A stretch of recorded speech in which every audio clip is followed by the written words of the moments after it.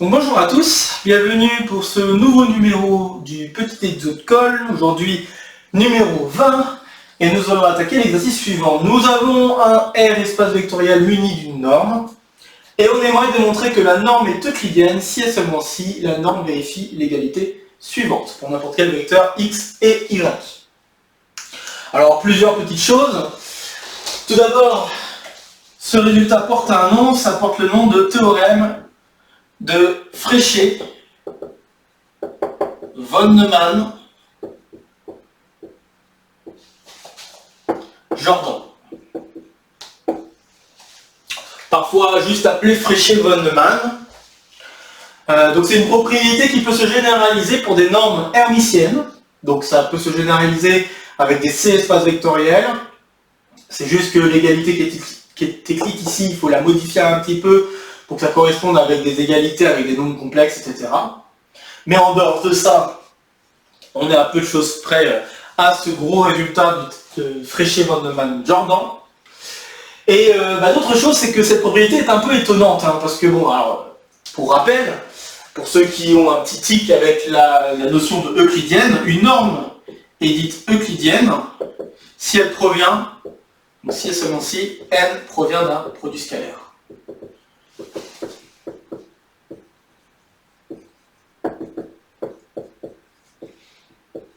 Donc c'est en cela que je trouve cette propriété assez étonnante, parce qu'elle permet vraiment d'identifier quelles sont les normes. Si je vous donne une norme, elle permet d'identifier si cette norme elle est euclidienne ou pas. Donc elle permet vraiment de déterminer quelles sont les normes qui viennent d'un produit scalaire ou pas. Chose à laquelle peut-être vous n'y avez jamais pensé, mais vous pourriez vous poser cette question. Vous avez vu des normes qui viennent de produits scalaires, comme la norme 2, essentiellement.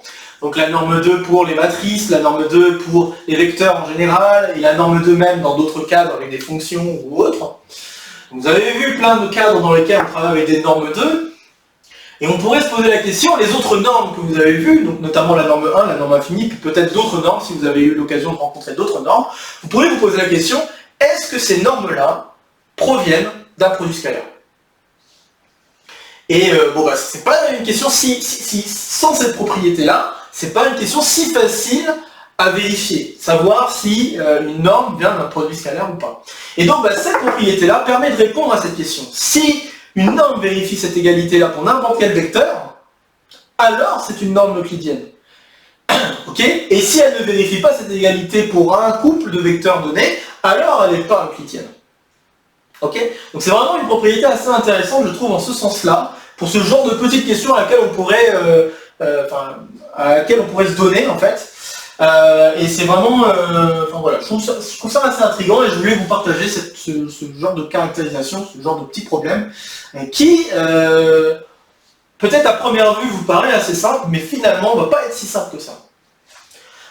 Alors, juste une dernière chose, l'égalité que j'ai écrite ici porte un nom également, et cette égalité s'appelle règle, ou identité, moi je parlerais plutôt d'identité, du parallélogramme. Donc on peut trouver aussi règle du parallélogramme. Alors pourquoi ça s'appelle comme ça? C'est parce que si je dessine un parallélogramme, défini par les vecteurs x et y, eh bien, la somme des longueurs des carrés des diagonales,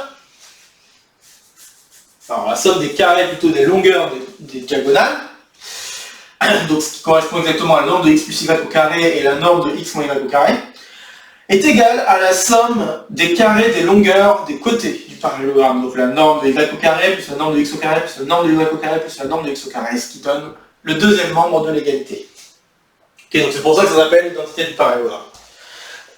Et donc voilà, pour cet exercice, on va essayer de montrer que cette identité du parallélogramme caractérise vraiment toutes les normes euclidiennes. Donc comme d'habitude, je vous invite à faire une petite pause afin de réfléchir à cet exercice avant que je ne dise quoi que ce soit concernant la résolution. Une résolution, du moins, devrais-je dire. Ok, c'est parti pour la résolution. Alors normalement, si vous y avez un peu réfléchi, vous devriez avoir noté qu'il y a un sens qui devrait être très facile. Mais l'autre est beaucoup moins facile. Et c'est là en fait l'intérêt de cet exercice, c'est que vraiment il y a un sens qui demande un peu plus de travail. Étonnamment, hein, puisqu'on aurait pu penser que l'autre sens serait peut-être assez facile, mais finalement pas du tout. Donc ici, le sens qui est relativement trivial, c'est le sens direct. Pourquoi? Bah parce qu'en fait, on peut carrément exprimer les différentes valeurs de normes qu'on a ici dans l'égalité par rapport au produit scalaire. Et ça, c'est plutôt très utile en fait. Donc là, je vais considérer que la norme vient d'un produit scalaire. Donc la norme s'écrit racine carrée de x, produit scalaire avec x, où cet opérateur-là correspond à un produit scalaire sur l'espace vectoriel en question. Et il reste à faire des calculs. Hein. Donc si je fais une norme de x plus y au carré, ça c'est l'identité remarquable. Il n'y a rien de très méchant à ça. On utilise la bilinéarité et la symétrie du produit scalaire. Et on conclut l'identité remarquable. Je fais juste le détail pour qu'on soit OK avec ça. Donc je tiens ça, et puis la norme de x moins y au carré, directement par des calculs similaires. On obtient la norme de x au carré, moins 2 fois le produit scalaire de xy, plus la norme de y carré. Et en additionnant les deux choses, on obtient étoile. Voilà, terminé. Donc là, déjà, avec ce sens direct, on peut conclure que les normes que j'ai mentionnées il y a quelques instants, norme 1 et norme infinie, ne sont pas euclidiennes. D'accord? Donc je vous laisse ce petit exercice, je trouve que c'est assez intéressant de poser cette petite question. Donc par rapport à cette propriété, donc on vient juste de montrer le sens direct, que si une norme est euclidienne, alors elle doit vérifier l'identité du parallélogramme. J'affirme que rien qu'avec ça, on peut montrer que les normes 1 et normes infinies ne sont pas euclidiennes. Et donc c'est le mini-exemple que je vous propose. Je ne vais pas donner de correction à ça, je vous laisse y réfléchir vraiment par vous-même. Ne sont pas euclidiennes.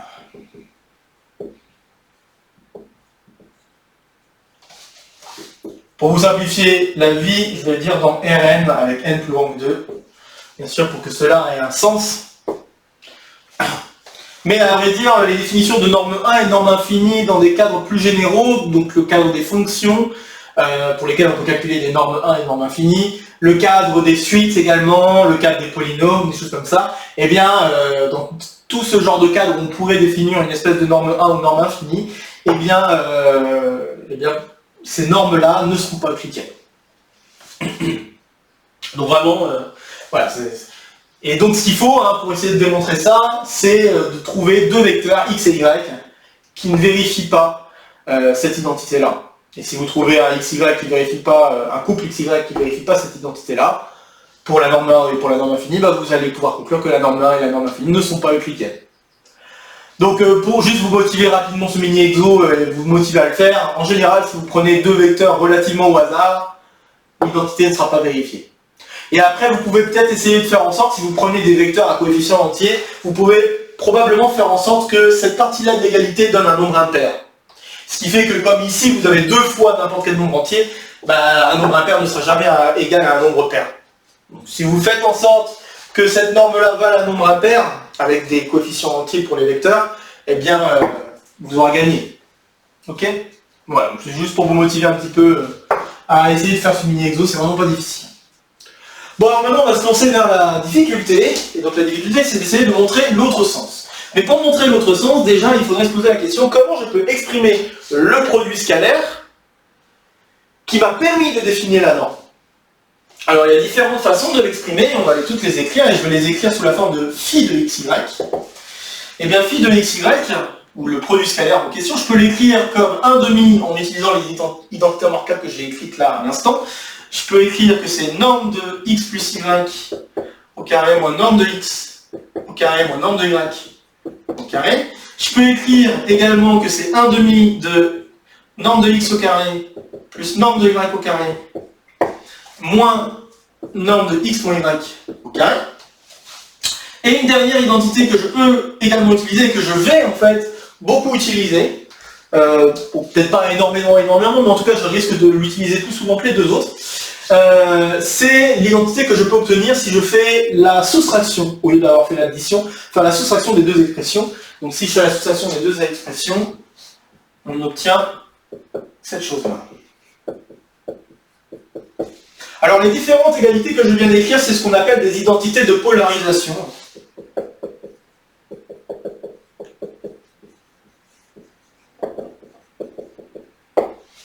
Qui ont un sens de manière générale si je travaillais avec des formes quadratiques définies positives de préférence, si on veut faire le lien avec les produits scalaires. Mais bon, je ne vais pas rentrer davantage dans ces détails-là. Si vous voulez y jeter un coup d'œil, je vous invite. C'est un truc assez sympa. Mais bon, ça demande quand même quelques connaissances sur les formes quadratiques, donc c'est pour ça que je ne vais pas rentrer dans les détails là-dessus. Ok, donc là on voit ces différentes écritures, et bien ce qu'on va faire, c'est que pour définir le produit scalaire qui serait associé à la norme, eh bien, je vais prendre une des expressions, et je vais essayer de montrer que l'opérateur que j'aurais défini en prenant l'une de ces expressions correspond bien au produit scalaire. Enfin, correspond bien à un produit scalaire, et ça correspondra au produit scalaire qui définit la norme. Donc là, maintenant, je vais oublier que l'opérateur est un produit scalaire. Tout ce que je vais retenir, c'est que je sais que n vérifie étoile. Donc maintenant, je retiens juste ça. Et je vais poser phi, donc phi de xy, comme étant, alors je vais peut-être donner des noms aux différentes expressions, donc je vais noter 1, 2 et 3, les différentes expressions que vous voyez ici, et là je vais définir phi de xy comme étant la troisième expression. Donc cette expression-là. Alors j'affirme déjà qu'on peut montrer que phi de xy c'est égal à la première et à la deuxième expression. Et c'est pas très dur, donc on peut montrer que phi de xy égale 1 et phi de xy égale 2. Alors comment? En utilisant, alors je vais dire assez bêtement, même si c'est pas si bête que ça, en utilisant l'identité du parallélogramme. Donc si j'utilise l'identité du parallélogramme en remplaçant norme de x plus y par l'expression grâce à cette identité remarquable, donc j'aurais écrit 2 fois norme de x au carré plus 2 fois norme de y au carré, moins la norme de x moins y au carré. Si je remplace ici, ce que je vais obtenir, c'est l'expression 2. Et puis, si je remplaçais la norme de x moins y carré grâce à l'identité remarquable, l'identité du parallélogramme, pardon, eh bien, vous remplacez et vous allez obtenir la première expression. Ok? Donc on peut montrer ça via étoile. Et je ne vais pas l'écrire parce que c'est vraiment pas difficile, il suffit vraiment de remplacer. Rien de bien méchant. Ensuite, comme je l'ai dit, on aimerait démontrer que si en effet phi est un produit scalaire, il faut que phi définisse la norme, n. Donc il faut montrer que phi de xx correspond bien à la norme de x au carré. Donc, si je vais phi de xx, si je prends la troisième expression, j'ai donc un quart de norme de 2x au carré, moins norme de x moins x, donc 0, au carré. Et donc les propriétés de norme me permettent de dire que norme de 0 au carré, ça fera 0, et norme de 2x, c'est la même chose que valeur absolue de 2 fois norme de x, et au carré, ça va être la même chose que 4 fois norme de x au carré. Et ça, c'est égal à norme de x au carré. Donc c'est gagné. Si en effet phi est un produit scalaire, grâce à ça, on a montré que phi définit bien la norme n. Ok, alors maintenant reste le plus dur en fait, c'est d'essayer de démontrer que phi est un produit scalaire.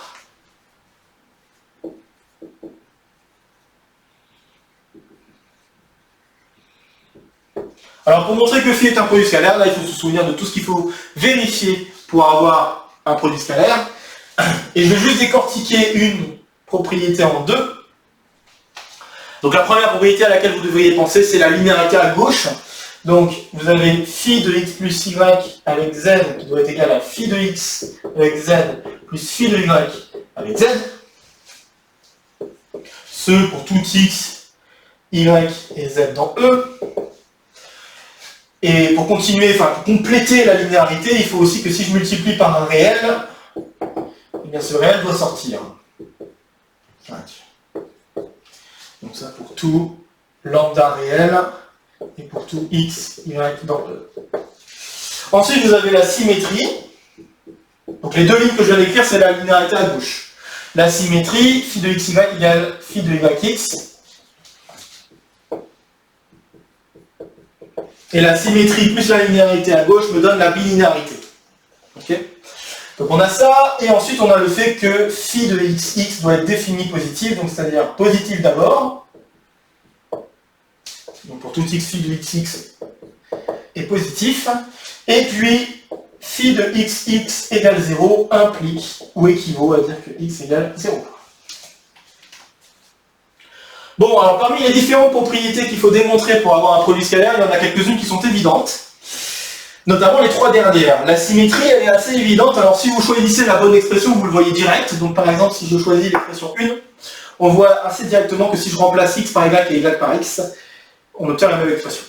Okay. Sinon, il suffit d'utiliser le fait que la norme de moins x, c'est la même chose que la norme de x, pour les autres cas. Mais je pense que, bon voilà, si on joue avec les différentes expressions, la première permet directement d'obtenir la symétrie. Ensuite, la positivité de xx, bah là c'est clair parce que phi de xx c'est la norme de x au carré. Donc une norme au carré, un nombre réel au carré, c'est positif, donc pas le choix, ça marche. Et puis si phi de xx vaut 0 alors x vaut 0, bah ça vient automatiquement de la propriété de la norme, puisque la norme vérifie notamment cette propriété de définie positivité. Donc c'est-à-dire que si je fais norme de x égale 0, alors x vaut 0. Donc là en particulier, si je dis que lui, ce truc là vaut 0, ça veut dire que ce truc là vaut 0, vous oubliez le carré, n de x vaut 0, donc x vaut 0. Voilà. Donc ces trois propriétés-là sont assez évidentes et proviennent plus ou moins directement des expressions qu'on pouvait se donner de phi et des petits calculs qu'on a fait juste au-dessus. Là où se trouvent les difficultés, ce sera de démontrer ces deux choses-là. Et ce qui va peut-être vous paraître étonnant, c'est que montrer cette deuxième propriété est plus difficile encore que montrer la première. Alors je vais numéroter les deux propriétés qu'on va maintenant essayer de démontrer. Et donc on va se lancer à démontrer ces choses-là. Une fois qu'on a démontré ces choses-là, on a terminé, on aura montré que phi est bien un produit scalaire. Alors démontrons d'abord le premier point. Alors le premier point, ça va être un peu de calcul. Ça va pas être quelque chose de très très facile, enfin, au sens évident du terme. Une fois qu'on a l'idée des choses qu'on voudrait faire, ça va être assez facile, mais a priori, c'est peut-être pas si facile de se lancer là-dessus. Et c'est essentiellement du calcul. Alors, je vais utiliser une identité un peu particulière qu'on peut obtenir sur la norme, sur n'importe quelle norme qui vérifie ce genre de propriété. Et l'identité va être la suivante. Je vais l'appeler A, cette identité.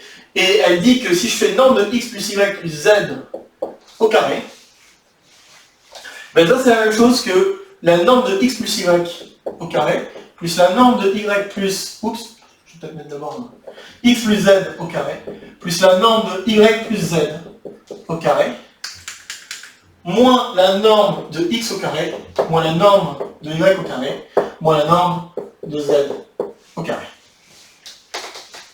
On va essayer de démontrer cette égalité-là. Alors je pense qu'on pourrait la démontrer relativement pédestrement, c'est-à-dire en essayant d'appliquer à plusieurs reprises l'identité du parallélogramme et essayer de simplifier les choses.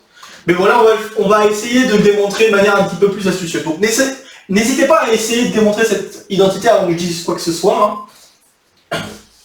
N'hésitez pas à le faire avant que j'avance. Donc là, ce que je vais faire, c'est que je vais utiliser je vais essayer de mettre en avant d'abord une égalité assez sympathique.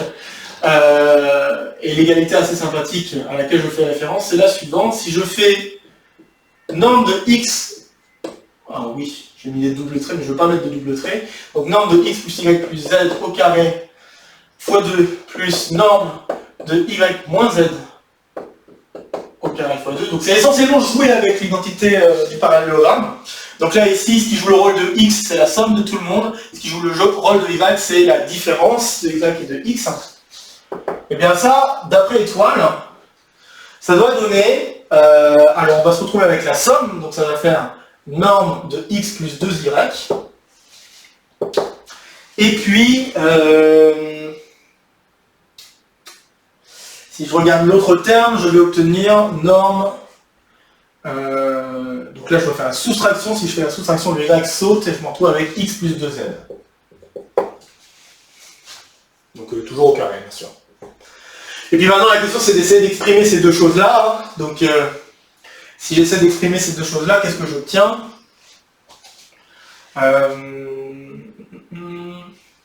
Je vais juste pas faire de bêtises. Mais si je dis pas de bêtises, je pense que l'idée serait la suivante. Si je fais norme de x plus y au carré fois 2 plus 2 fois la norme de y au carré, et bien là ce que je vais obtenir c'est norme de x plus 2y au carré, donc je fais la somme. Donc là encore une fois je lis l'identité dans l'autre sens. Et ensuite je fais la soustraction, donc je vais avoir plus norme de x au carré. Ok, et on obtient le même genre d'égalité en remplaçant y par z. Et donc qu'est-ce que ça me donne tout ça? Ça me donne que 2 fois la norme de x plus y plus z au carré plus 2 fois la norme de y moins z au carré. Eh bien ça, c'est égal à, alors je remplace, donc si je remplace lui, j'obtiens norme, 2 fois pardon, la norme de x plus y au carré, plus 2 fois la norme de y au carré, moins la norme de x au carré. Donc ça c'est en remplaçant lui, en nous aidant de cette propriété-là. Et puis ensuite, si je refais la même chose en remplaçant y par z, j'obtiens 2 fois la... Oups, pas égal. Je vais écrire plus. J'écris plus 2 fois la norme... Alors... Donc la norme de x plus z au carré, plus 2 fois la norme de z au carré, moins la norme de x au carré. Ok. Bon, ça avance plutôt bien, apparemment on a quasiment tous les termes qu'il faut, il manque juste cette histoire de y plus z, mais je suppose que je vais l'obtenir en partant de là. Donc en partant de là, alors, on pourrait simplifier, mais je ne vais pas simplifier tout de suite, je vais d'abord changer ce truc-là. Donc la norme de y moins z au carré, c'est la même chose que la norme, pardon, 2 fois la norme de y au carré, plus 2 fois la norme de z au carré, moins la norme de y plus z. Voilà. Donc là maintenant on va se retrouver avec que des termes qui s'écrivent comme on voudrait. Il va falloir juste simplifier tout ça. Donc si je cherche maintenant à simplifier tout ça, qu'est-ce que j'obtiens? J'ai donc 2 fois norme de x plus y plus z au carré, plus 2 fois 2, donc 2 fois 2, 4, 4n y carré, plus 4n z carré, moins 2n y plus z au carré, est égal à 2 fois n plus y au carré, plus 2 fois n y carré, moins 2 fois n x au carré, je peux rassembler les deux n de x au carré, plus 2 fois n de x plus y, x plus z, pardon, donc x plus z au carré, plus, excusez-moi, il faut que je m'accroche un peu quand même, plus 2 fois n de z au carré. Ok. Et donc ce que je vais faire, c'est que je vais mettre tout le monde de l'autre côté. Je remarquerai que je peux tout diviser par 2. Donc je vais effacer un petit peu. Je ne vais pas tout effacer histoire qu'on puisse suivre quand même ce que j'ai fait. Donc la dernière chose qui reste à faire, c'est que je vais mettre tout ça de l'autre côté. Normalement je devrais y être. Donc je ne vais pas diviser par 2 tout de suite, mais j'ai donc 2 fois n de x plus y plus z au carré est égal. Alors si je mets tout le monde de l'autre côté et que je rassemble un tout petit peu, j'ai bien 2 fois n de x plus y au carré. J'ai bien 2 fois x plus z au carré, donc plus 2 fois n de x plus z au carré, donc ça c'est bien. Ensuite j'ai donc maintenant, oui, je vais avoir lui, hein, je vais écrire, donc j'ai plus 2 fois n de y plus z au carré. Et maintenant, si je regarde les normes des vecteurs tout seuls, j'ai moins 2 fois la norme de x au carré, ça va. Ensuite, j'ai le 2y au carré, et là j'ai 4y au carré, donc je vais bien avoir moins 2 normes de y au carré. Et le dernier truc, je vais me retrouver avec encore moins de normes de z, hein, parce que là j'ai 4 fois, là j'ai 2 fois, donc j'ai bien moins 2 fois norme de z au carré. Et ça correspond bien à 2 fois la relation A. C'est-à-dire si je multiplie par A, si je multiplie par 2 ce que j'ai ici, j'obtiens ce que je viens d'écrire en dessous. Donc voilà, donc oui c'est gagné, je viens de démontrer l'identité A. Alors maintenant, grâce à l'identité A, j'affirme qu'on peut maintenant montrer l'égalité qu'on souhaite. Donc la norme de x, enfin pardon, le phi de x plus y avec z, c'est la même chose que phi de x, z avec phi de y, z. Additionné à phi de y, z. Ok, alors essayons de le démontrer maintenant. Je peux effacer, hein, c'est bon. Faut juste s'accrocher, il fallait juste s'accrocher un peu. Hein. S'il y avait du calcul, et il fallait utiliser l'identité remarquable, enfin les identités remarquables, les identités du parallélogramme de la bonne façon. Alors maintenant qu'on sait qu'on a A, alors essayons. Bon, je vais peut-être pas m'embêter avec le 1 quart là, qui traîne. Donc ce que je vais faire, c'est que je vais multiplier par 4 pour que ce soit plus gentil à écrire et pas avoir à traîner un divisé par 4. Donc je vais écrire 4 fois phi de x plus y avec z. Et le but du jeu, c'est d'arriver avec 4 fois phi de x z plus 4 fois y z. Alors j'écris, ça c'est la même chose que la norme de x plus y plus z au carré moins la norme de x plus y moins z au carré. Bon, normalement on doit le sentir venir, je vais utiliser l'identité ci-dessus. Donc j'obtiens norme de x plus y au carré plus norme de x plus... Alors je vais peut-être essayer de les écrire sur une seule ligne.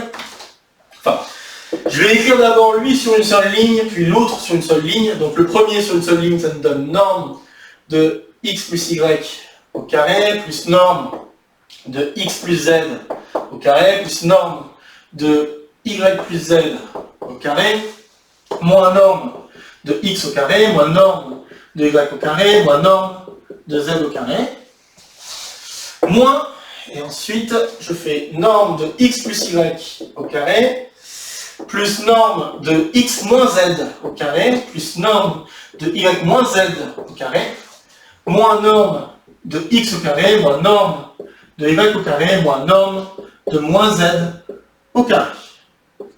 Voilà. Ouf. Bon, et là-dedans il y a pas mal de choses qui devraient simplifier.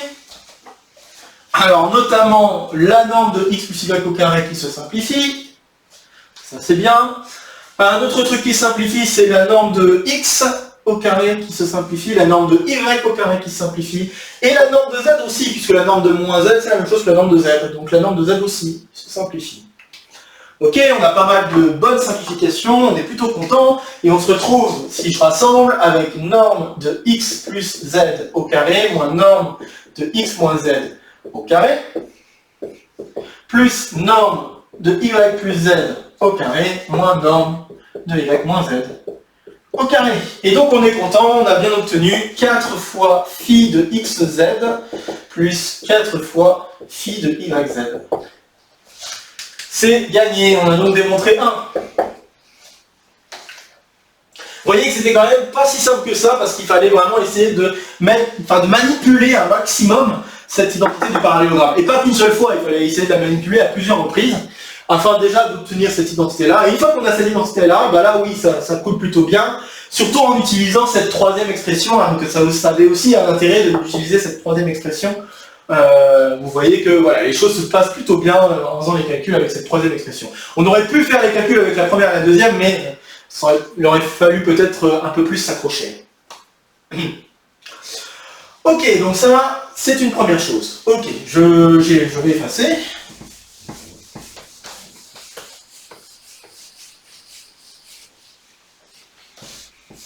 Et donc on a montré 1. Maintenant, il reste à démontrer 2. Alors 2, on veut démontrer que phi de lambda x avec y, c'est la même chose que lambda phi de xy. Pour tout lambda dans R, et pour tout xy dans E. Et c'est là où on va travailler un peu les choses, enfin on va faire les choses par étapes. Okay, donc ce qui va se passer, c'est que on va d'abord essayer de démontrer cette égalité-là pour lambda dans Z. Puis une fois qu'on aura réussi à démontrer cette égalité-là pour lambda dans Z, on va essayer de le démontrer pour lambda dans Q. Et une fois qu'on a réussi à le montrer pour lambda dans Q, on arrivera à conclure que, alors il va y avoir un petit argument de continuité en fait derrière ça, mais bon, on va pas parler vraiment de continuité, on va essayer d'esquiver la chose en utilisant une autre inégalité. Mais qu'est-ce que je voulais dire? Mais quoi qu'il en soit, derrière ça, c'est une question de continuité. Donc en utilisant la continuité et le fait que Q est dense, bah, on va pouvoir conclure que cette égalité-là tient pour n'importe quel lambda réel. Ouais. Ok. Donc dans un premier temps, il faut essayer de montrer que pour lambda dans Z, ça marche. Donc il faut montrer que pour lambda dans Z, ça marche. Et c'est là où le fait d'avoir montré un d'abord est utile. Puisque si d'abord je veux le montrer pour lambda dans les entiers naturels, donc pour lambda dans les entiers naturels, bon disons non nul dans un premier temps, bon après on pourrait faire 0 à part, mais déjà faisons non nul. Alors si je fais non nul, ce que je peux faire c'est que phi de lambda x avec y, ça serait la même chose que phi de x plus blablabla plus x lambda fois avec y. Et grâce à la propriété grâce à 1 qu'on vient de démontrer il y a quelques instants, eh bien ça c'est la même chose que phi de xy plus phi de xy plus blablabla plus phi de xy lambda fois. N'hésitez pas à remplacer lambda par 2 si vous ne voyez pas exactement ce que je suis en train de faire. Remplacez lambda par 2 et vous verrez peut-être plus précisément ce que je suis en train de faire.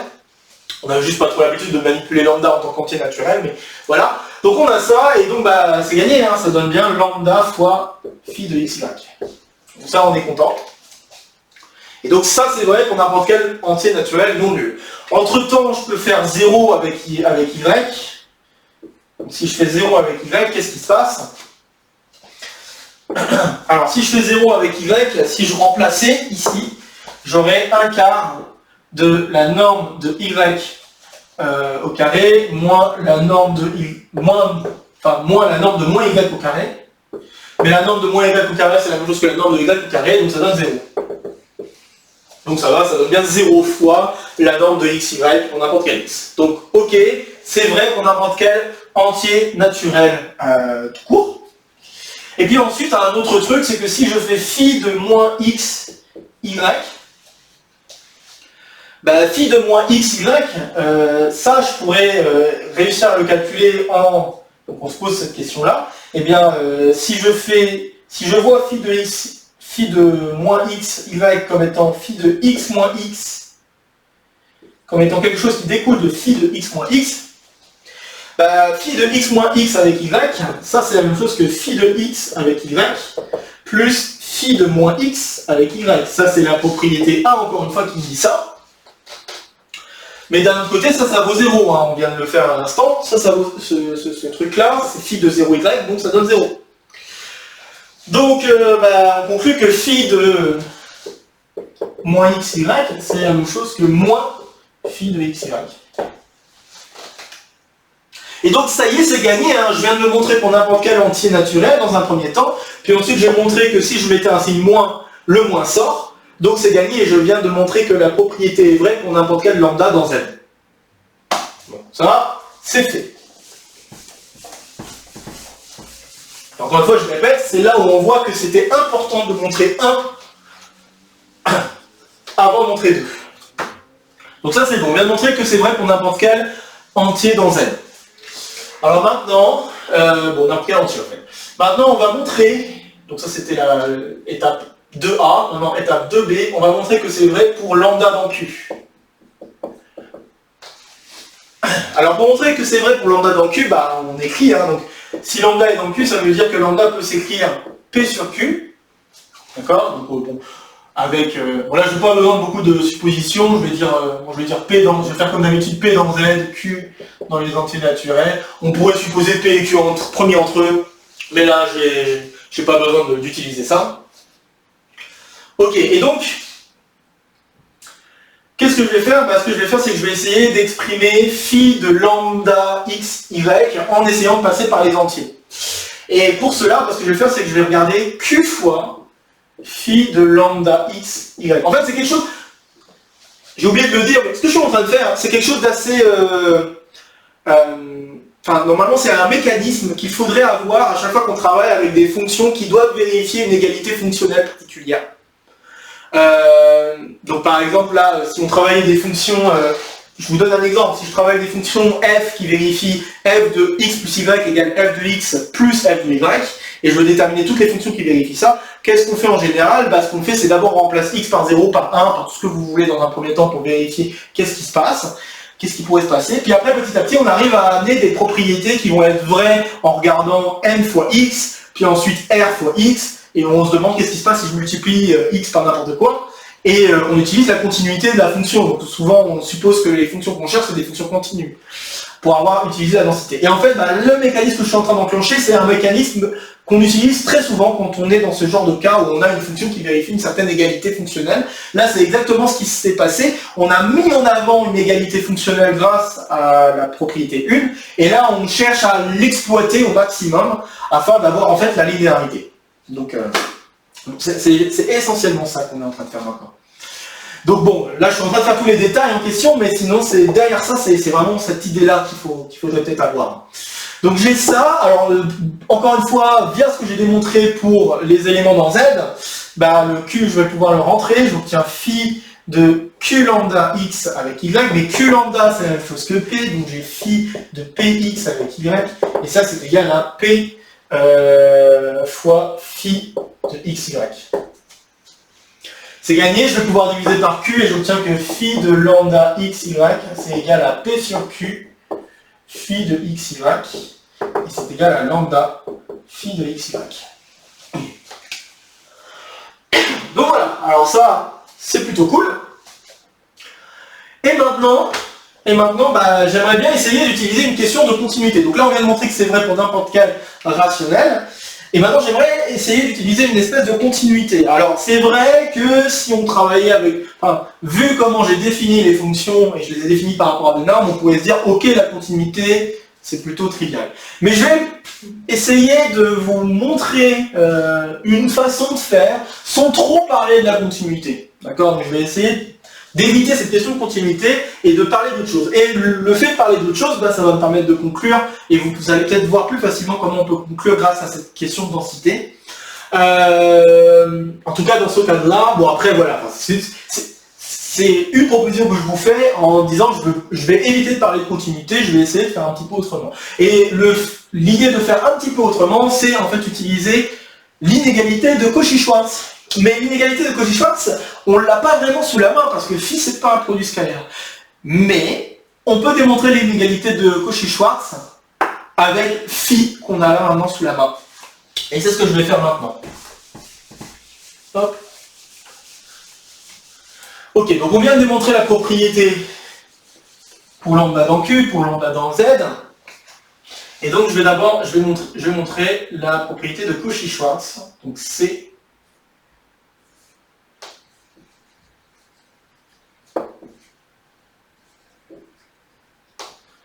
Et je répète, cette propriété, j'espère que je ne vais pas l'écorcher, c'est possible que j'écorche l'écriture, dit non, mais bon j'espère que non. Donc je vais devoir redémontrer l'inégalité de Cauchy-Schwarz, puisque là, je ne l'ai pas sous la main, je répète, parce que je n'ai pas affaire à un produit scalaire. Je veux démontrer que c'est un produit scalaire, donc je n'ai pas encore ça sous la main. Alors, pour montrer l'inégalité de Cauchy-Schwarz, on va utiliser quelque chose d'assez visuel. Alors je vais le faire... Alors, je suis juste en train de réfléchir si il faut que je fasse quelque chose de particulier. Non, je pense que j'ai pas besoin de faire grand chose de particulier, mais ok. Donc, je veux essayer de démontrer Cauchy-Schwarz. Alors, démontrer Cauchy-Schwarz, je rappelle, ça veut dire que le produit scalaire de xy en valeur absolue, ça c'est inférieur ou égal à la norme de x fois la norme de y. Et donc, comme je l'ai dit, là, je ne veux plus le démontrer je ne veux pas partir avec un produit scalaire, je veux partir avec ma fonction phi.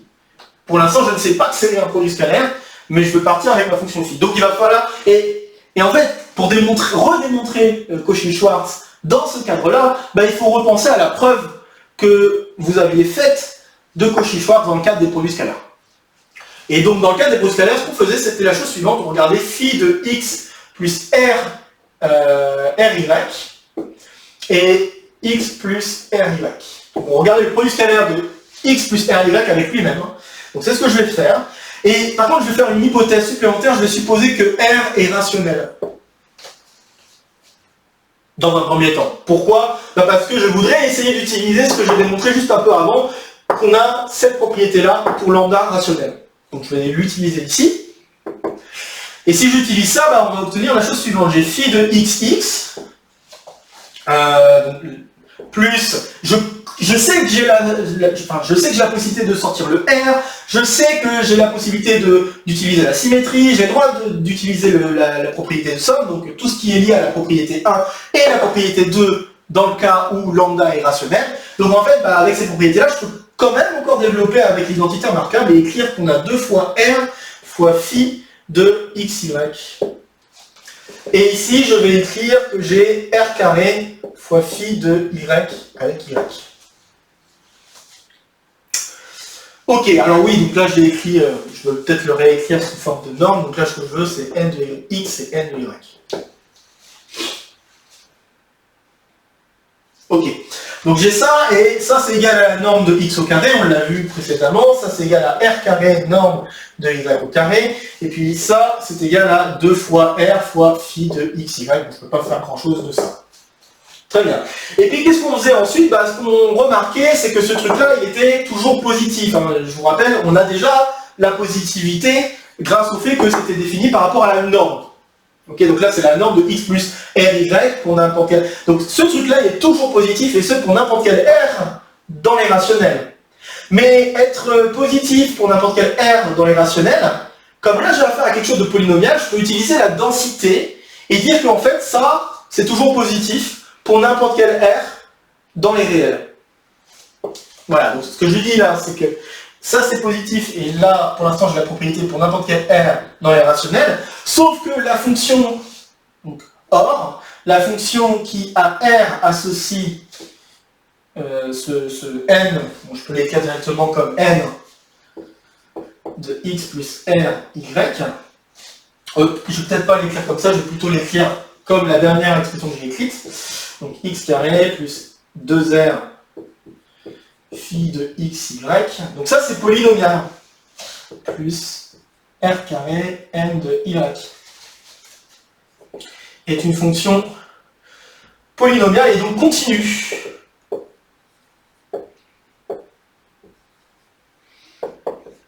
En particulier continue sur R. Donc qu'est-ce que ça implique? Si je sais qu'une fonction continue est positive pour n'importe quelle valeur rationnelle, et bien par le fait que les rationnels sont denses dans R, j'en déduis que la fonction est positive pour n'importe quel R dans les réels. Donc c'est ce que je vais conclure. Comme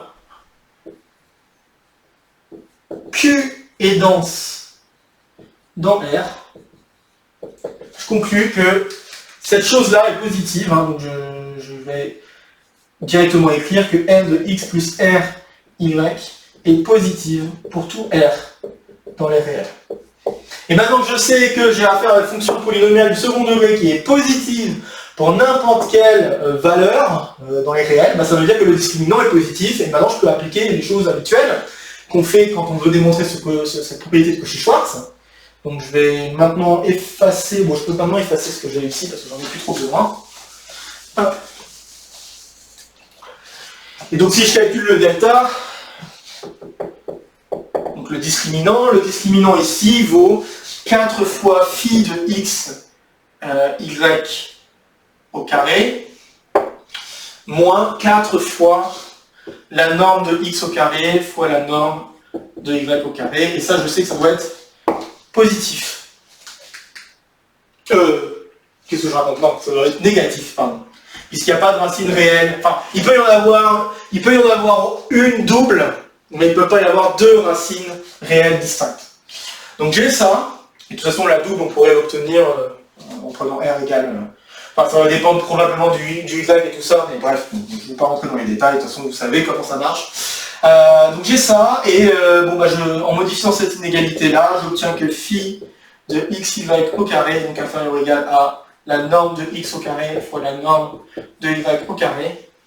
Et donc je conclus que phi de xy en valeur absolue est inférieur à norme de x fois norme de y. Donc c'est-à-dire exactement ce que l'on voulait obtenir. Et en quelque sorte, ce que je viens de démontrer, c'est que la fonction xy, la fonction phi, elle est continue suivant les variables x et y. En quelque sorte, c'est ce que je viens de démontrer. Mais bon, je vais pas, comme j'ai dit, je ne vais pas trop parler de cette continuité, je vais avancer. Donc là, je viens de démontrer Cauchy-Schwarz. Je suis content. Donc phi vérifie l'inégalité de Cauchy-Schwarz. Et donc maintenant, je peux conclure.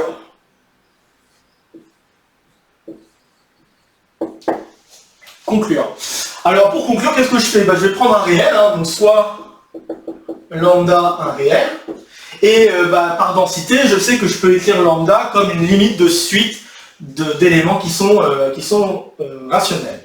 Donc je peux écrire que lambda, c'est la limite, quand n tend vers l'infini, de Rn avec Rn dans les rationnels. Ok. Alors maintenant, si je fais phi de...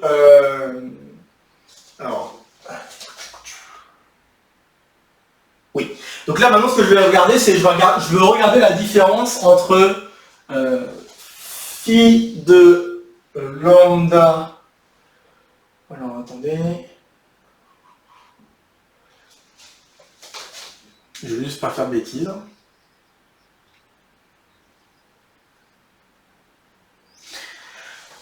Alors, hop.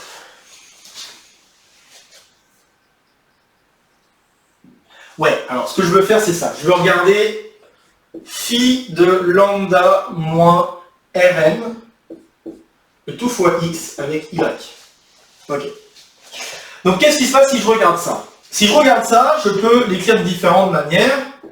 Et donc notamment, je peux écrire phi de lambda x avec y moins phi de, avec le Rn que je peux sortir, donc Rn fois phi de xy. Je peux l'écrire de cette manière-là, très bien. Mais il se trouve que cette soustraction-là, si je veux regarder quand n, donc si n tend vers l'infini, quand n tend vers l'infini, ce que j'obtiens, c'est que j'ai phi de lambda x avec y moins lambda phi de xy. Donc, si j'utilise la dernière expression que je viens d'écrire, en passant par la limite, j'obtiendrai ça. Ok. Maintenant, si je regarde ce terme-là d'un peu plus près et que j'utilise Cauchy-Schwarz, ça, je me rends compte que c'est inférieur ou égal à la norme de lambda moins Rn fois x fois la norme de y. Et ça, c'est égal à valeur absolue de lambda moins Rn fois n de x fois n de y. Sauf que lambda moins n, ça tend vers 0 quand n tend vers l'infini. Donc ça veut dire quoi? Ça veut dire que ce truc-là, quand n tend vers l'infini, ça tend vers 0. Donc, ce que j'en conclus, puisqu'on a l'égalité ici, ce que j'en conclus, c'est que quand n tend vers l'infini, 0 est égal à cette soustraction, donc est égal à cette soustraction-là. Et donc je conclus en effet que phi de lambda x, y, c'est bien égal à lambda phi de x, y, en passant par la limite.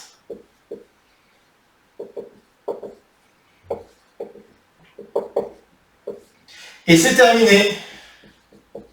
Bon, c'était un peu long comme résolution, plus long que ce que j'avais prévu.